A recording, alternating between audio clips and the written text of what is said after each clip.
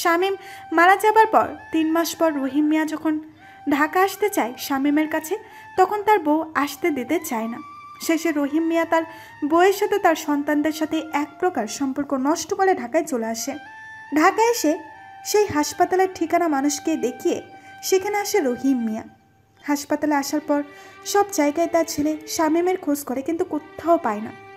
তখন রহিম মিয়া ভাবে নিশ্চয়ই আমাকে দেখেছে, তাই রাগ করে লুকিয়ে আছে। আমিও দেখব কতক্ষণ লুকিয়ে থাকতে পারে, আমি আছি। রহিম মিয়াকে এভাবে ঘোরাঘুরি করতে দেখে হাসপাতালের ডিউটিরত সিকিউরিটি গার্ডের সন্দেহ হলে রহিম মিয়াকে ধরে। সেই সময় বাদল রহিম মিয়ার কাছে যায়। বাবারা, আমি কোনো চোর ডাকাত না, আমাকে ছেড়ে দেন। চোর ডাকাত হলে এখানে কি? এখানে আমার ছেলের খোঁজে এসেছি। কে আপনাদের ছেলে? আর কয় তলায়, কত নম্বর ওয়ার্ডের রোগী? আমার ছেলে কোনো রোগী না, সে এখানে চাকরি করে। আর আমাকে দেখে মনে হয় লুকাইছে, তাই সামনে আসতেছে না। কিসের চাকরি করে? তা জানি না বাবারা। নাম কি আপনার ছেলের? আমার পোলার নাম শামীম। শামীমের কথা শুনে বাদল থমকে যায়। গার্ডরা এগিয়ে গিয়ে শামীম নামে যতজন ছেলে চাকরি করে তাদের সবাইকে নিয়ে আসে। বলুন, কোনটা আপনার ছেলে? একজনও নয় এদের মধ্যে। হ্যাঁ বাবা, কিন্তু তুমি কেমন করে জানলে? শফিক ভাই, ইনি আমাদের শামীমের আব্বা। গার্ডরা তখন রহিম মিয়াকে ছেড়ে দেয়। তারাও বুঝতে পেরেছে ইনি শামীমের আব্বা। আমার পোলাটা কই বাবা? একটু ডাকো না, অনেকদিন পোলাটারে দেখি না। আজকে পোলাটারে জড়িয়ে ধরতে খুব ইচ্ছে করতেছে জানো বাবা। শুধু রাগের মাথায় তারে কইছিলাম আমার সামনে না আসতে। দেখো, পোলাটা আজ 2 বছরেরও বেশি আমার সাথে কোনো যোগাযোগ করে না, কোনো কথাও বলে না। আমি জানি আমার দেখলে সে রাগ করে থাকতে পারবে না। রহিম মিয়ার এমন মায়াভরা কথা শুনে বাদল সেখানে কান্না করে দেয়। বাদলের কান্না করা দেখে ননি, গোপাল সহ আরো অনেকে এগিয়ে আসে। বাবা, তুমি কান্না করতেছো কেন? আমি তোমায় কোনো কষ্ট দিলাম? আচ্ছা বলো না, আমার পোলাটা কই? তখন বাদল রহিম মিয়ার হাত ধরে শামীমের কবরের কাছে নিয়ে যায়।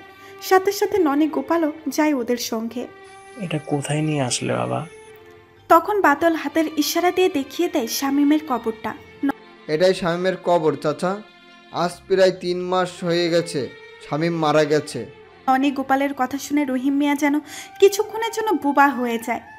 জানেন কাকা, শামীম না আপনার কথা খুব বলতো। সে বলতো এই পৃথিবীতে একজনই আমাকে খুব ভালোবাসে, সে আমার আব্বা। আপনার কথা বলে যে কতবার কান্না করেছে তা বলতে পারবো না। তখন রহিম মিয়া শামীমের কবরের উপরে শুয়ে আহাজারি করে কাঁদতে থাকে। ওই বাপ, আমি কি তোরে খুব কষ্ট দিয়ে ফেলেছি? বাপকে আমারে আর আব্বা বলে ডাকবো? বাপ দেখ না, তোর জন্য আমার নিজের পরিবার ছেড়ে চলে আসছি। তোর আর কোনো কষ্ট করতে দিব না। এখন থেকে আমি সব কাজ করবো, দিন শেষে আমার আব্বা বলে রাখিস। বা তোরে কখনো সুখ দিতে পারি নাই, তাই বলে আমার এভাবে একা করে যাবি? বাপ, তোরে কথা দিতেছি, তুই ঘুম গেলে আমার কোলে ঘুম যাইস বাপ। তোরে আমি মায়ের ভালোবাসাটা দিব বাপ, তোরে নিজ হাতে খাইয়ে দিব, দরকার হলে নিজে না খেয়ে থাকবো বাপ। তবু উঠ না, আমি তোর গায়ে আর কারো হাত তুলতে দিব না বাপ। দেখ না, তোর আব্বার খুব কষ্ট হইতেছে। আমার জীবনের তরে আরেকটা বার আব্বা বলে ডাক না। রহিম মিয়া এরকম কথা শুনে বাদল আর ননি, গোপাল হাউমাউ করে কাঁদতে থাকলো। বাদল এগিয়ে গিয়ে রহিম মিয়ার কাঁধে হাত রাখলো। কাকা, আর এমন করে বললেন না। শামীম আর কোনোদিনও ফিরে আসবে না আমাদের মাঝে। এই শহরে এসে শামীম ওর নিজের বাবা মাকে পেয়েছিল, তাদের কাছ থেকে আঘাত আর অপমান ছাড়া আর কিছুই পায় নাই।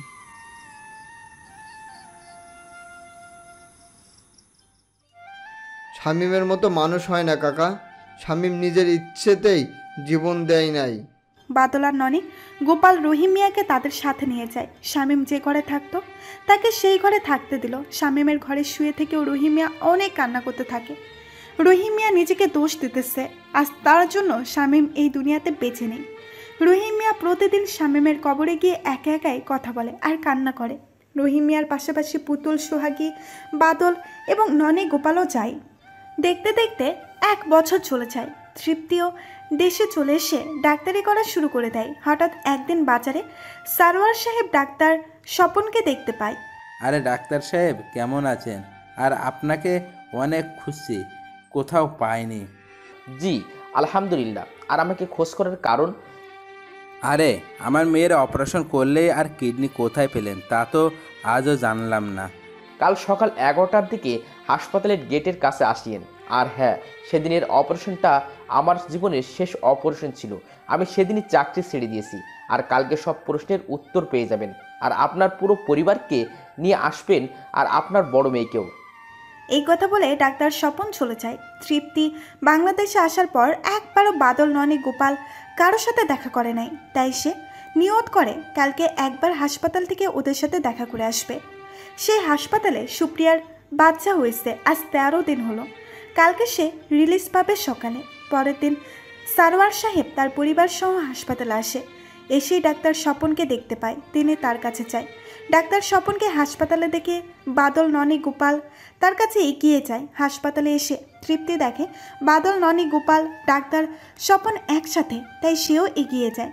হাসপাতাল থেকে রিলিজ হয়ে সুপ্রিয়া যখন তার স্বামী সহ বের হবে তখন সেও রহিম মিয়াকে হাসপাতালের গেটের কাছে দেখে এগিয়ে যায়। চাচা, আপনি এই শহরে? আমার বলা শামিমের কাছে এসেছি। কোথায় শামীম চাচা? বলুন না চাচা, কোথায় শামীম? তার কাছে আমাদের ক্ষমা চাইতে হবে। তখন রহিম মিয়া ওদেরকে শামীমের কবরের কাছে নিয়ে যায়। বলুন ডাক্তার সাহেব এখন। তৃপ্তি, তুমি আসছো ভালো হয়েছে। বাদল, ননি, গোলাপ তোমরা সবাই আসো। আর সরোয়ার সাহেব আপনারাও আসেন। ফয়সাল আর ফারজানা বাদল, ননি, গোপালকে দেখে অবাক হয় আর আশেপাশে তার ভাইয়াকে খুঁজতে থাকে। তখন ডাক্তার স্বপন সবাইকে নিয়ে আসে। সেখানে বেওয়ারিশ লাশ কবর দেওয়া হয়। আমাদের এই কবরের কাছে নিয়ে আসলেন কেন? জানতে চাইছিলেন না কে আপনার মেয়েকে কিডনি দিয়েছিল? আমি তার কবরের কাছে নিয়ে আসলাম। কিডনি আপনার বড় ছেলে দিয়েছে, আর তার কবর ওই যে ওইটা। আর ডাক্তার তৃপ্তি, শামীম নিজের চোখ বিক্রি করে আপনার পড়াশোনার টাকা দিয়েছে। যাও তোমার অভাগা ভালোবাসা না পাওয়া ভাইয়ের কাছে। চাচা, এটা কার কবর? আর এখানেই বা কেন নিয়ে আসছেন? বললেন না ছোট মালকিন শামিমের কাছে ক্ষমা চাইবেন? ওই যে কবরটা দেখতেছে ওইটা শামিমের। আর আপনার সেই দিন যে হারটা দিয়েছিল সেটাও শামিমের। ওখানে উপস্থিত থাকা সবাই ডাক্তার স্বপন আর রহিম মিয়ার কথা শুনে অবাক হয়ে যায়। তারা সেখানে দাঁড়িয়ে না থেকে শামীমের কবরের কাছে গিয়ে কাঁদতে থাকে। কি চাইছিল শামিম আপনাদের কাছে? সামান্য ভালোবাসা, এর যে তো বেশি কিছু চায় নাই। আর আপনি তো সেই যাকে শামিম সেই ছোটবেলা থেকে ভালোবেসেছিল। দেখেন সে তার ভালোবাসার মানুষকে বাঁচিয়ে দিয়ে নিজে না ফেরার দেশে চলে গেছে। আর আপনার তো শামিমের বাবা মা, ভাই বোন। একটা কথা বলুন তো, শামিম কি কারোর সাথে কোনো অন্যায় করেছে? সে তো সবার ভালোবাসা চাইতো। আপনারা ভাই বোনেরা কি করলেন? তাকে বাসার চাকর হিসেবে তুলে ধরলেন, তাও আবার মানুষের সবার সামনে, এমনকি গায়ে হাত পর্যন্ত তুললেন। আর এই যে আপনি তো মনে হয় শামিমের বড় বোন।